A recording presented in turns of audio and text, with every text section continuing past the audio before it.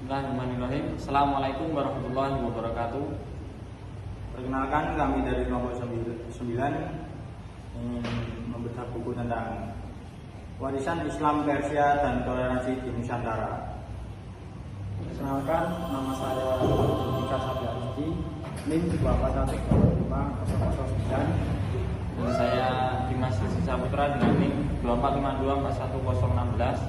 Saya Febrian Hendra Dinata dengan NIM 24524123. Warisan Islam Persia dan toleransi di Nusantara. Indonesia modern, kota, desa, beragam rumah ibadah, wajah-wajah damai. Di tengah keberagaman Indonesia, Islam hadir sebagai kekuatan pemersatu. Tapi bagaimana bisa ajaran ini begitu cocok dengan budaya lokal kita? Kecitra Persia, gurun manuskrip tua, kaligrafi Sufi menarik. Jawabannya ada pada pengaruh besar dari dunia Islam Persia yang mengajarkan toleransi, cinta, dan penggunaan akal. Sebenarnya ada warisan itu tidak hanya memperkaya Islam di Nusantara, tapi juga menjaga harmoni yang kita nikmati hari ini. Persia dari Zoroaster ke Islam. Kuil api Zoroaster, prasasti kuno, lalu Islam masuk Persia. Sebelum Islam Persia menganut Zoroastrianisme, agama yang menekankan cahaya, kebenaran, dan tanggung jawab moral. Saat Islam datang, nilai-nilai itu pun tidak dihancurkan. Sebaliknya, Islam di Persia tumbuh dalam budaya yang mencintai ilmu dan seni.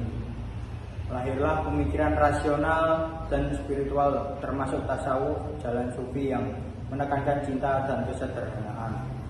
Selanjutnya dari Persia ke Nusantara. Peta jalur perdagangan Islam, pelabuhan di Gujarat, Aceh, dan Jawa. Islam Persia menyebar ke Asia Tenggara melalui pedagang, sufi, dan ulama. Mereka tidak membawa pedang, tapi membawa buku, puisi, dan akhlak.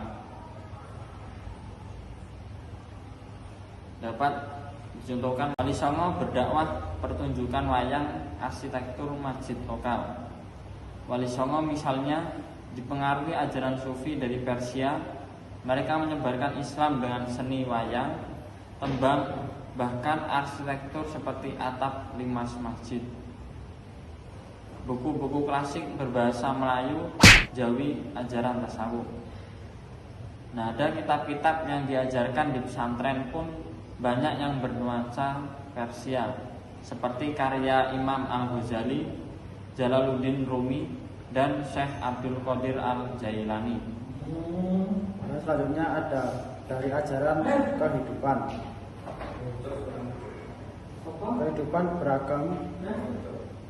Kehidupan beragama di Indonesia, perayaan lintas agama gotong royong. Ajaran Islam Persia menekankan toleransi sebagai bagian dari iman.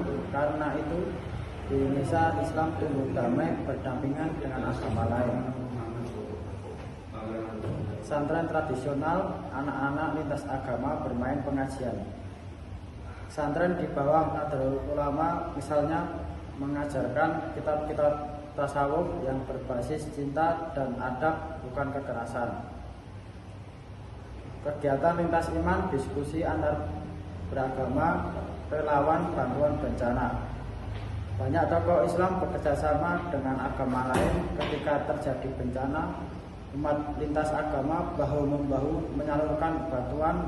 Ini cerminan Islam rahmatul lil alamin.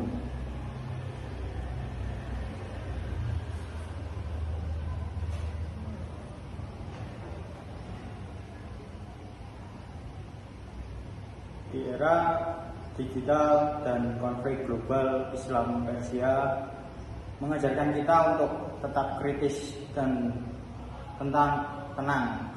Gunakan akal, bukan amarah. Pendekatan sofistik melatih kita melihat orang lain dengan empati, bukan sebagai musuh.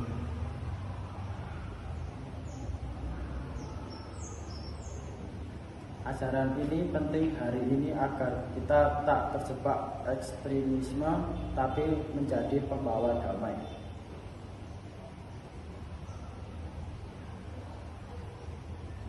Santri berdiskusi komunitas anak muda berdialog antar agama. Ketiganya berjalan di jalan kecil desa, saling tersenyum.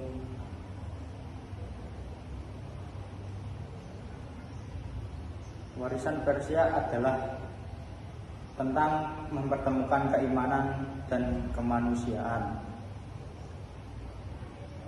Ia menanamkan cinta, dialog, dan toleransi, bukan hanya kepada sesama muslim, tapi semua umat manusia.